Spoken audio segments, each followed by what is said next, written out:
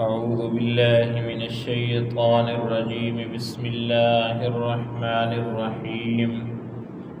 واضرب لهم مثل الرجلين جعلنا لأحدهما جنتين من أعناب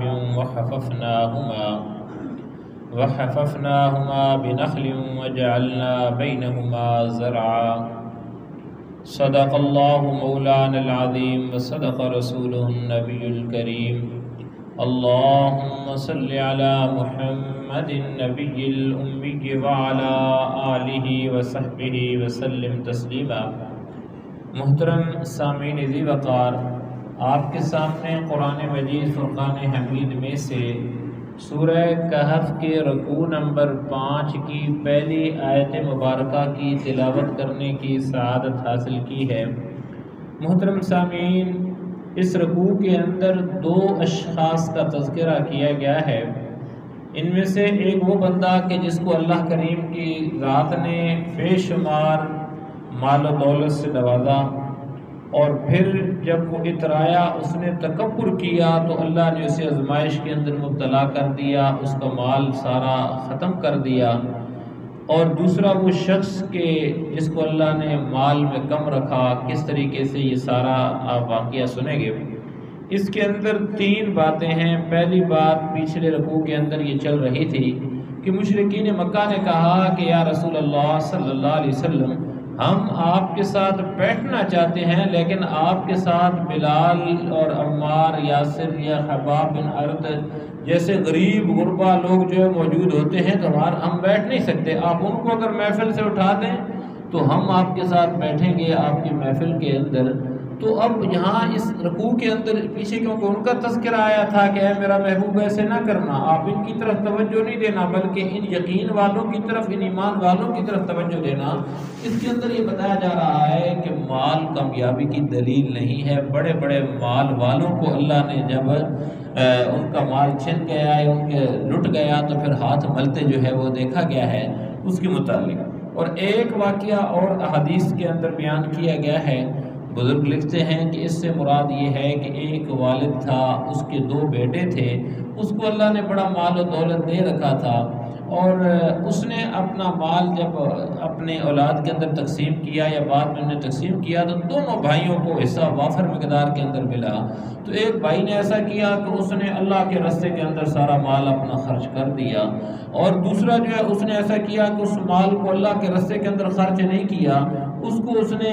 باغات اور ان چیزوں کے خریدنے کے اندر اور مال کو بڑھانے کے اندر، مال مویشی ساری چیزیں، شان و شوکت جس کا تذکرہ باغ کا آئے گا، تو اس نے اس کے اندر لگایا۔ جب لگایا تو اس کے اندر داخل ہوتا یا بعد میں اس بھائی کو ضرورت پڑتی، اس کے پاس آتا تو کہتا کہ تو نے جہاں لگایا وہاں ادھر سے لینا، میرے پاس کس لیے آ رہا ہے، کیا کر رہا ہے۔ تو ان کو سارا واقعہ یہ دونوں ان کا بیان کرنے کا پس منظر کا مقصود یہ ہے کہ جب ہم ترجمہ پڑھیں گے تو ہمیں یہ آیت یا یہ مقصد صحیح طور پہ سمجھ آ جائے گا۔ تو ممکن ہے دونوں واقعات اس کے شان نزول کے اندر ہوں، ممکن ہے جو ہے یہ واقعہ نہ ہو، کوئی اور واقعات ہوں۔ تو بہرحال وَاضْرِبْ لَهُمْ مَثَلًا، وَاضْرِبْ اور بیان کیجئے، لَهُمْ ان کے لیے، مثلا مثال بیان کیجئے، رَجُلَيْنِ 2 اشخاص کی، جعلنا ہم نے بنایا، لِأَحَدِهِمَا ان دونوں میں سے ایک کو، جنتین 2 باغ دیے، من اعناب انگور کے۔ اب اللہ کہہ رہے ہیں کہ 2 اشخاص کی مثال ہے میرا محبوب، ان کو بیان کیجئے، لوگوں کو بتا دیجئے کہ 2 شخص تھے۔ اب 2 شخص عام بھی ہو سکتے ہیں، 2 بھائی بھی ہو سکتے ہیں، یہاں کوئی قید نہیں ہے، تو لہذا اگر وہ والد والی بات ہو تب بھی، دوسری بات ہو تب بھی یہ آ سکتی ہے۔ فرمایا کہ جنتین من اعناب، جنہ کہتے ہیں باغ کو، تو 2 باغ تھے، من اعناب انگور کے، وحففناہما بنخل، اور ان دونوں باغوں کو کھجور کے درختوں نے گھیرا ہوا تھا، وحففناہما کو گھیرا ہوا تھا دونوں کو، بنخل کھجور کے درختوں نے، یعنی انگور کے باغ تھے، اطراف کے اندر جو لگی ہوئی تھی، باڑ لگی ہوئی تھی، وہ کھجور کی باڑ لگی ہوئی تھی تاکہ ہوا چلے یا کوئی چیز بھی۔ اور لکھتے ہیں مفسرین کی جیسے سنتری کھڑے ہوتے ہیں، اس طریقے سے حفاظت کے لیے وہ لگی ہوئی تھی تاکہ وہ انگور کی جو بیلیں ہیں وہ خراب نہ ہوں، اس کی حفاظت کے لیے ہوا کی وجہ سے، کسی چیز کی وجہ سے، تو ان سے بچانے کے لیے یہ ساری چیز لگی ہوئی تھی۔ اس کے متعلق فرمایا جا رہا ہے کہ وَجَعَلْنَا بَيْنَهُمَا زَرْعًا، اور ان دونوں باغوں کے درمیان کھیتی لگائی ہوئی تھی، وجعلنا اور ہم نے کر دیا تھا بینہما ان دونوں کے درمیان زرعا کھیتی، یعنی باغات کے اندر ہوتا ہے کھجوریں لگی ہیں، درمیان میں جگہ ہوتی ہے جہاں پہ کھیتی باڑی کی جاتی ہے، اس قسم کا یہ ایک حسین و جمیل بہترین جو ہے باغ تھا جس کے اندر بے شمار فائدے تھے، انگور بھی تھا، کھجوریں بھی تھیں، اور اس کے علاوہ جو ہے اس کے اندر کھیتی باڑی بھی مختلف قسم کی ہوتی تھی۔ تو فرمایا کلتا الجنتین آتت اکلہا، کلتا الجنتین دونوں باغ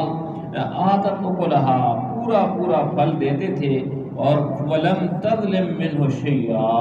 اور کوئی باغ پھل دینے میں کوئی کمی نہیں چھوڑتا تھا، ولم تظلم کوئی ناانصافی نہیں کرتا تھا، من اس میں سے شیئا کچھ بھی، ان دونوں باغوں میں سے ہر باغ ایسا تھا کہ بے مثال تھا، اور اس کے اندر کہیں شبہ نہیں ہوتا تھا کہ اس کے اوپر جتنی محنت کی جا رہی ہے کہ یہ اس کے اندر پھل کم دیتا ہے۔ بعض اوقات ہوتا ہے بندے نے باغ لگایا ہوا، کوئی چیز لگائی ہے، دکان ہے، کوئی بھی چیز ہے، اس کے اندر اس کو وہ پھل نہیں ملتا جس کی وہ تمنا یا امید رکھتا ہے، جیسی محنت کر رہا ہوتا ہے۔ اس باغ کے اندر یہ کہا جا رہا ہے کہ وَلَمْ تَظْلِمْ مِنْهُ شَيْئًا، جیسا وہ چاہ رہے تھے، جیسی وہ محنت کر رہے تھے، اس سے بڑھ کے اللہ کی ذات انہیں دے رہی تھی، نواز رہی تھی۔ اور پھر فرمایا جا رہا ہے کہ وَفَجَّرْنَا خِلَالَهَا نَهْرًا، اور ان دونوں کے درمیان ہم نے ایک نہر جاری کر دی تھی، فجرنا ہم نے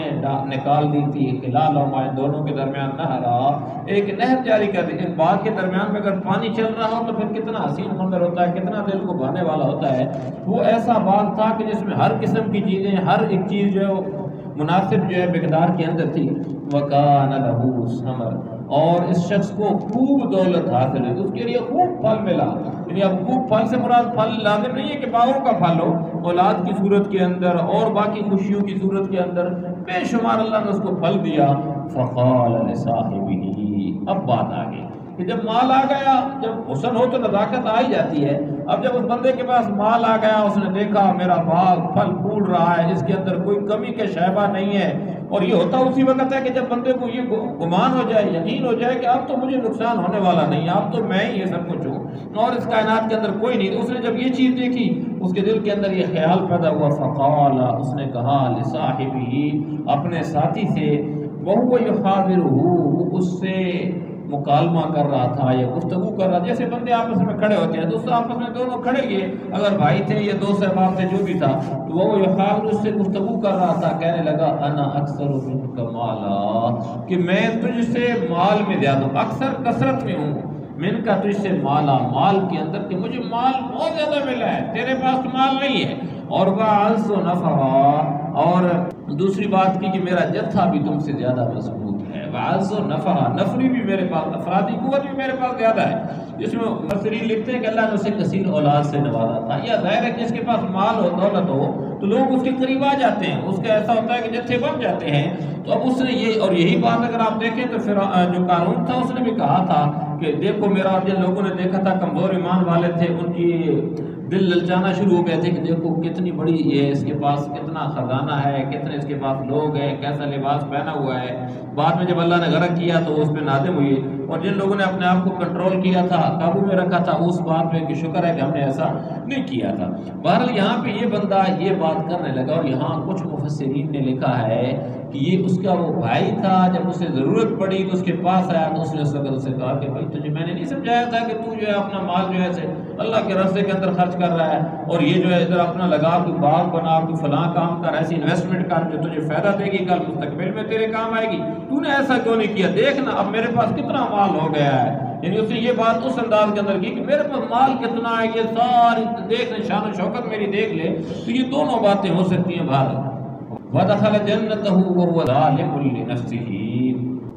اور وہ اپنی جان پر ستم ڈھاتا ہوا، ظلم کرتا ہوا اپنے باغ میں داخل ہوا۔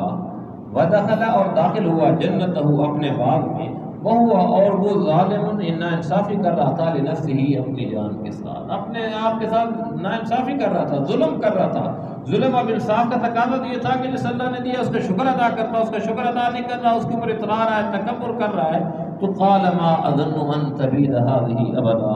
کہنے لگا ما اظن، میں نہیں گمان کرتا ہوں، ان تبید، یہ کہ یہ تباہ و برباد ہوگا، یہ ختم ہو جائے گا، هذه، یہ ابدا، کبھی بھی، اب کہنے لگا کہ میں نہیں سوچتا کہ میرا یہ باغ، میری یہ شان و شوکت کبھی ختم ہو جائے گی۔ اس نے یہ دعویٰ کیا، باغ کے اندر داخل ہوئے، گفتگو کرتے ہوئے دونوں آگے ہوں گے اس کے اندر، وما اظن الساعۃ قائمہ ولئن رددت الی ربی،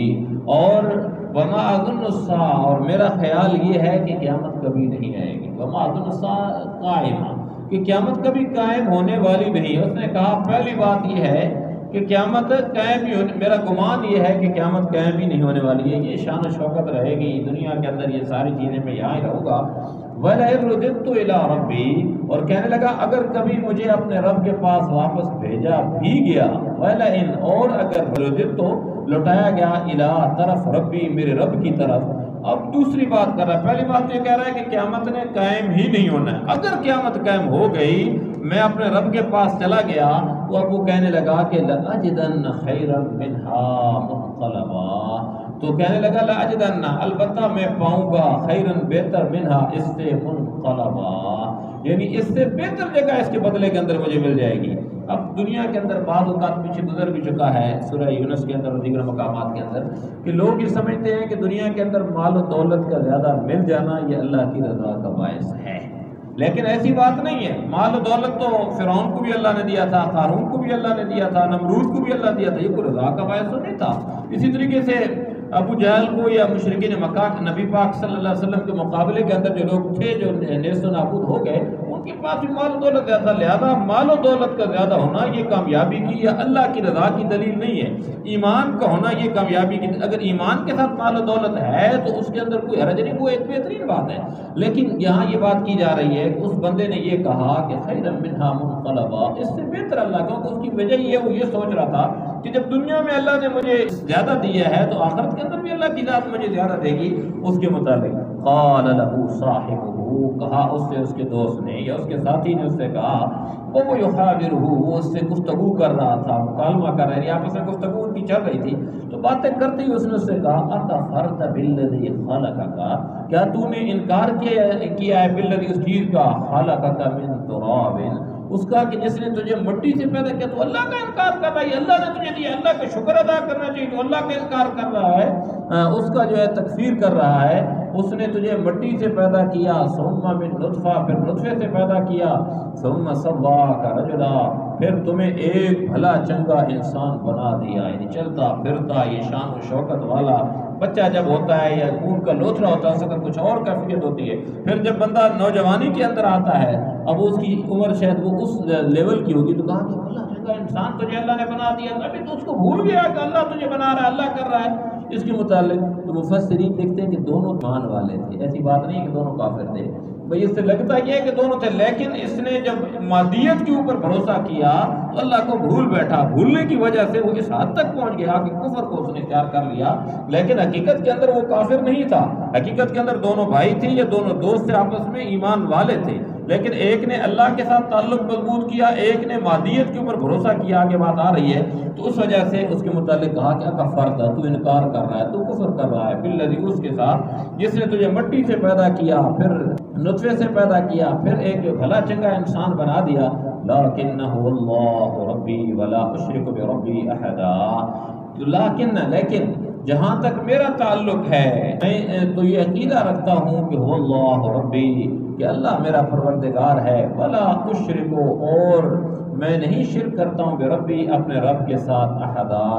کسی کو اللہ کا شریک نہیں بنا۔ اب یہ وہ بندہ بات کر رہا ہے، کہتا چل بھائی تیری بات تیری صحیح، لیکن میں تو اللہ کے اوپر یقین رکھتا ہوں، میرا عقیدہ یہ ہے کہ میرا اللہ جو ہے وہ میرا پروردگار ہے، وہی مجھے پال رہا ہے، ٹھیک ہے تو نہیں دیتا ہے نہ دے، تو جو تیرے پاس ہے، میرے رب نے اگر میں نے اللہ کے راستے کے اندر خرچ کیا ہے تو میرا اللہ میرا رکھوالا ہے، میرا پالن ہار ہے، مجھے پالے گا، مجھے اس چیز کی، اور میں اس کے ساتھ شرک نہیں کروں گا۔ شرک سے مراد ایک شرک تو وہ تھا، اس نے وہ شرک نہیں کیا کہ اللہ کے ساتھ نعوذ باللہ دوسرا خدا بنایا، اس نے یہ جو شرک ہے کہ کسی چیز کو مادیت کو ساتھ لے آنا، دکان کو ساتھ لے آنا یا اور ایسی چیزوں کو ساتھ لے آنا اور اللہ کے برابر لے جانا، اس کے متعلق اس نے کہا کہ یہ تو کر رہا ہے، شرک کر رہا ہے، میں ایسا نہیں کروں گا اللہ کے ساتھ۔ وَلَوْلَا إِذْ دَخَلْتَ جَنَّتَ قُلْتَ مَا شَاءَ اللَّهُ، یہاں بڑی پتے کی بات جو ہے، جیسے پہلے آیا تھا نا کہ وَلَا تَقُولَنَّ لِشَيْءٍ إِنِّي فَاعِلٌ ذَلِكَ غَدًا، انشاءاللہ کے متعلق آیا تھا، یہاں دوسری بات کی جا رہی ہے، ولولا، اور جب تم اپنے باغ میں داخل ہو رہے تھے، اس دخلت، جب تم داخل ہو رہے تھے جنت کا اپنے باغ میں، تو ولولا قلتا، تو اس وقت تم نے یہ کیوں نہیں کہا، ولولا کیوں نہیں قلتا تو نے کہا ماشاء اللہ۔ وہ بندہ اسے نصیحت کر رہا ہے کہ بھائی جب تو نے باغ کے اندر داخل ہوا تو تجھے چاہیے تھا کہ ماشاء اللہ کہنا، اور جب کبھی کسی چیز کو دیکھیں بھلی لگے پسند آئے تو ماشاء اللہ کہنا چاہیے۔ کوئی بلڈنگ ہے، کوئی گاڑی ہے، کوئی بندہ ہے، کوئی اپنا بھائی ہے۔ ایک صحابی انہوں نے اپنا اتارا ہوا تھا، کوئی کام کر رہے تھے، نہا رہے تھے، تو دوسرے نے دیکھا تو بھائی کیسا اس کا، تو ان کو فوراً نظر لگی اور آئے نبی سخت بخار کے اندر مبتلا ہو گئے۔ جب نبی پاک صلی اللہ علیہ وسلم کو پتہ چلا تو ان کو بلایا، کہا کہ کیا تو اپنے بھائی کو مارنا چاہتا ہے، تو نے ماشاء اللہ کیوں نہیں کہا؟ تو ماشاء اللہ کہنا چاہیے، ماشاء اللہ سے حفاظت ہوتی ہے، اور اس کی وجہ سے نہ کہنے کی وجہ سے نظر لگ جاتی ہے۔ تو اب یہاں یہ کہا جا رہا ہے کہ ولولا اذ دخلت الجنت قلت ماشاء اللہ، کہ جب تو باغ کے اندر داخل ہوا تھا تو نے یہ کیوں نہیں کہا ماشاء اللہ اور لا قوت الا باللہ، یعنی جو اللہ چاہتا ہے وہی ہوتا ہے، اللہ کی توفیق کے بغیر کوئی بھی کسی میں کوئی طاقت نہیں، لا قوت نہیں طاقت ہے الا باللہ، مگر صرف اللہ کی، اللہ کی ذات جو کچھ چاہتی ہے وہی ہو کر رہتا ہے۔ تو چاہیے یہ تھا کہ سکت ماشاء اللہ۔ تو اس سے بات سے ہمیں معلوم ہوا کہ ہمیں بھی کیا کرنا چاہیے، جب کبھی کوئی ایسی چیز دیکھیں تو ماشاء اللہ لا قوت الا باللہ اس کا اظہار کرنا چاہیے، کہنا چاہیے ان ترنی انا اقل منک مالا وولدا، اگر تمہیں یہ نظر آ رہا ہے، ان ترنی اگر تمہیں یہ نظر آ رہا ہے یا تم یہ دیکھ رہے ہو کہ میری دولت اور اولاد تم سے کم ہے، انا اقل منک یہ کہ میں کم ہوں تجھ سے، مالا مال کے اندر، ولدا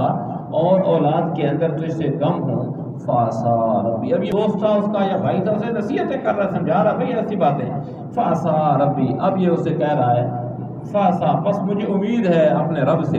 این یؤتینی یہ کہ دے گا، خیرن بہتر من جنت کا، تیرے باغ سے بہتر مجھے دے گا۔ اب بھی اسے یقین ہے، اور یقین ایسا ہونا چاہیے، ایسا نہیں کہ پھر بدل جائے بندہ دیکھے۔ اب یہ اس وقت اسے کہنے لگا کہ بھائی مجھے یقین ہے اپنے رب کے اوپر کہ میرا رب تیرے باغ سے زیادہ اچھا مجھے دے گا، جو میں نے اللہ کے راستے کے اندر خرچ کر دیا میرا قبول ہوگا، اور اس کے بدلے کے اندر اللہ کی ذات مجھے اس سے بہتر دے گی۔ وَيُرْسِلَ عَلَيْهَا حُسْبَانًا مِّنَ السَّمَاءِ، آگے ممکنات میں سے کہنے لگا کہ ہو سکتا ہے،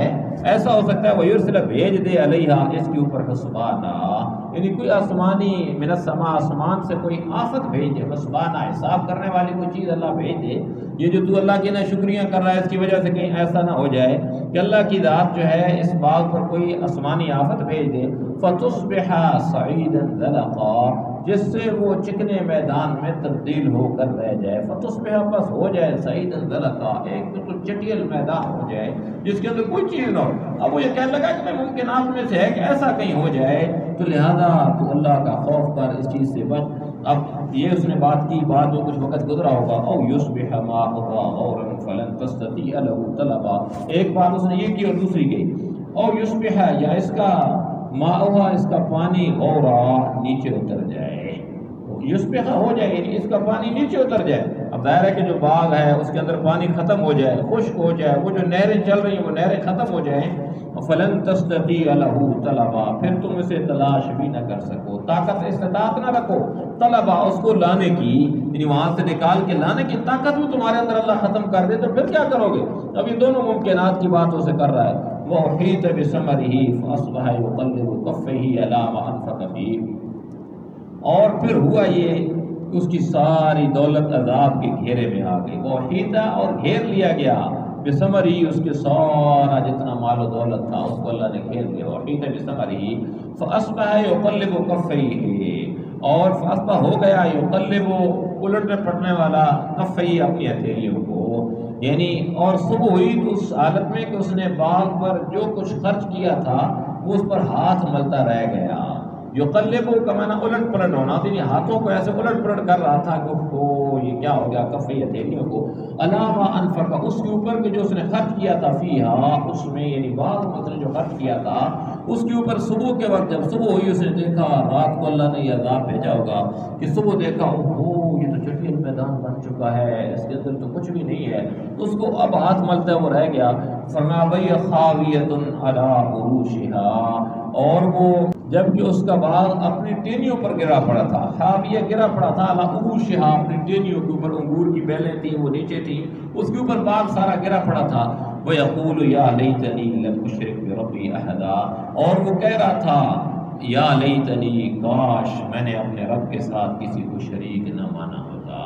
یا لیتنی لم اشرک کے شریک نہ بنایا ہوتا بربی اپنے رب کے ساتھ احدا کسی کو بھی. اب اس نے کس چیز کو شریک مانا تھا؟ اس نے اپنے اس مادیت کو، اس اپنے باپ کو، اس نے اپنے مال کو بنایا تھا کہ مال بچائے گا. آج اگر ہم دیکھیں اپنے گریبانوں کے اندر جھانکیں کہ آج کہیں ہم مال کے اوپر ہم بھی تو ایسا بھروسہ تو نہیں کر رہے ہیں کہ مال بچائے گا، دکان بچائے گی یا روزگار بچائے گا اور اللہ کو کہیں بھولے تو نہیں ہیں. اگر ایسا ہے تو پھر اس انجام کو دیکھ لیں. واقعات جو قرآن کے اندر بیان کی جاتے ہیں ان کا مقصد یہی ہوتا ہے کہ سے عبرت حاصل کرنا. اور اگر ہمارا نظریہ یہی ہے کہ یہ چیزیں ہمارے پاس جو مال و دولت، یہ ساری چیزیں، رزق کی فراوانی، ساری چیزیں موجود ہیں الحمدللہ، اگر ہمارا بھروسہ بھی شخص کی طرح ہے تو پھر ایسا ہی کہیں نہ ہو جائے. تو وہ کہنے لگا کہ لم اشرک بربی احدا، ہے کاش میں نے اللہ کے ساتھ کسی کو بھی شریک نہ بنایا ہوتا. ولم تکن له فئة ينصرونه من دون الله وما كان منتصرا،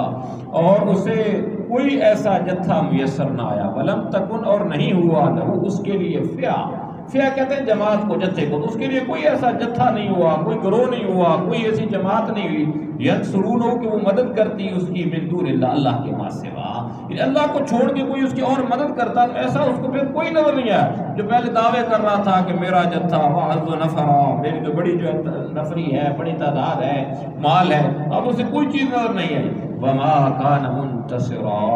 اور وہ خود بھی اس قابل نہ تھا کہ اپنا دفاع کر سکے. یعنی اب ان چیزوں کو بنانا، تیار کرنا سارا اس کے قابل وہ نہ تھا. یہ سورہ بقرہ کے اندر بھی ایک واقعہ آیا ہے، جو بندہ ریاکاری کرتا ہے، دکھلاوا کرتا ہے، اللہ کہتے ہیں اس کی مثال ایسے ہے کہ اگر کسی کا کوئی باغ ہو، اس کے اوپر رات کو ایک آگ کا بگولا آ جائے، وہ اسے راکھ کر دے، پھر وہ دیکھے اور اس کی اولاد، اس کی جو ذریت ہے وہ بھی کمزور ہوئی، اولاد بھی کمزور ہوئی، اس کے اعمال بھی کمزور ہو، پھر اس کا کیا بنے گا قیامت والے دن. تو یہاں بھی اس کے لیے بھی ایسی کوئی کیفیت ہے. وما کان منتصرا، کہ نہ خود وہ اپنی مدد کر سکتا ہے. فرمایا جا رہا ہے کہ هنالک الولایۃ للہ الحق، ایسے موقع پر آدمی کو پتہ چلتا ہے کہ مدد کا سارا اختیار سچے اللہ کو ہے. هنالک، یعنی ایسے وقت کے اندر پتہ چلتا ہے کہ الولایا، مدد، للہ، اللہ ہی کے لیے، الحق جو سچ ہے وہی بہتر ہے. وہ خیر ثوابا، وہی ہے بہتر ہے بدلے کے حساب سے. وخیر عقبا، اور خیر بہتر یعنی عقبا انجام ہے، اس کا بہترین انجام ہے، بہترین انجام دکھاتا ہے. اب یہ بات بتائی جا رہی ہے کہ جو اللہ کے ساتھ تعلق قائم کرتا ہے اسے آخر کار نجات ملتی ہے. اور جتنی مثالیں ہم دیکھ لیں، نمرود کو دیکھ لیں، اس کے مقابلے کے اندر ابراہیم علیہ السلام کو دیکھ لیں، موسیٰ علیہ السلام کو دیکھ لیں، اور فرعون کو دیکھ لیں، قارون کو دیکھ لیں، نبی پاک صلی اللہ علیہ وسلم کو دیکھ لیں، مشرکین مکہ کو دیکھ لیں. تو یہی مثالیں آج بھی وہی اللہ ہے، وہی ساری کائنات ہے. تو اب اگر ایسے ہوگا تو ایسے ہی اللہ کی ذات کی نصرت اسی کے ساتھ آئے گی جو اللہ والا ہوگا. لہذا ہمیں اس واقعے سے یہی سبق ملتا ہے کہ ہمیں چاہیے کہ ہم اللہ کے اوپر، اللہ کے لیے خرچ کرنے والے بن جائیں اور اللہ کے ساتھ اپنا تعلق قائم کریں. اور پھر اگر مصائب بھی آئیں گے، اللہ کی ذات دنیا کے اندر بھی ہماری دستگیری فرمائے گی اور آخرت کے اندر بھی. اور اگر اللہ کو چھوڑ کے ہم کچھ کریں گے تو پھر کہیں ایسا نہ ہو کہ پھر فاصبح یقلب کفیہ، اس بندے کی طرح ہم بھی کہیں اپنی ہتھیلیاں ملتے نہ رہ جائیں. اللہ کریم کی ذات ہماری حفاظت فرمائے اور ہم سب کو صحیح معنوں کے اندر صحیح طریقے سے اپنی اس کی پیاری کتاب کو پڑھنے، سمجھنے اور پر عمل کرنے کی توفیق دلوا دے. آمین. الحمدللہ رب العالمین والعاقبۃ للمتقین، والصلاۃ والسلام علی سید الانبیاء والمرسلین.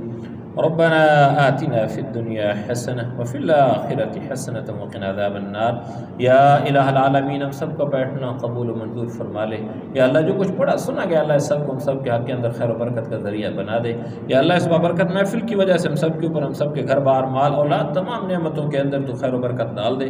یا اللہ ہماری تمام خطاؤں کو معاف فرما دے. بقیہ زندگی اپنے احکام اور اپنے پیارے محبوب کے پیارے پیارے طریقوں کے مطابق گزارنے کی توفیق سے نواز دے. یا اللہ ہمارے تمام مسلمان مرحومین کی مغفرت فرما دے. یا اللہ ہمارے تمام بیماروں کو، خصوصاً جس مریضہ کے لیے میں نے کہا، یا اللہ انہیں بھی اور تمام بیماروں کو شفائے کاملہ عاجلہ مستمرہ نصیب فرما دے.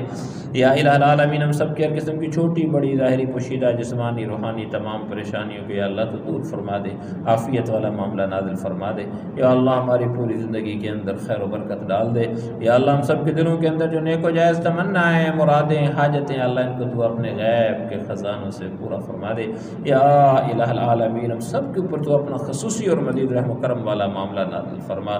یا الہ العالمین، ہم سب کو دونوں جہانوں کی کامیابی نصیب فرما دے۔ یا اللہ اپنی رضا کا پروانہ نصیب فرما دے۔ یا الہ العالمین ہم سب کو ہر قسم کی آفات و بلیات اور جتنے اچانک وقوع پذیر ہونے والے حادثات ہیں ان سب سے ہم سب کی پوری امت مسلمہ کی حفاظت فرما لے۔ یا اللہ ہمیں زندہ رکھ تو دین اسلام کے اوپر، موت نصیب فرمانا تو ایمان کے عالم کے اندر۔ اللہم ربنا تقبل منا انک انت السمیع العلیم وتب علینا انک انت التواب الرحیم، وصلی اللہ تعالی علی خیر خلقہ محمد وآلہ واصحابہ اجمعین برحمتک یا ارحم الراحمین، آمین۔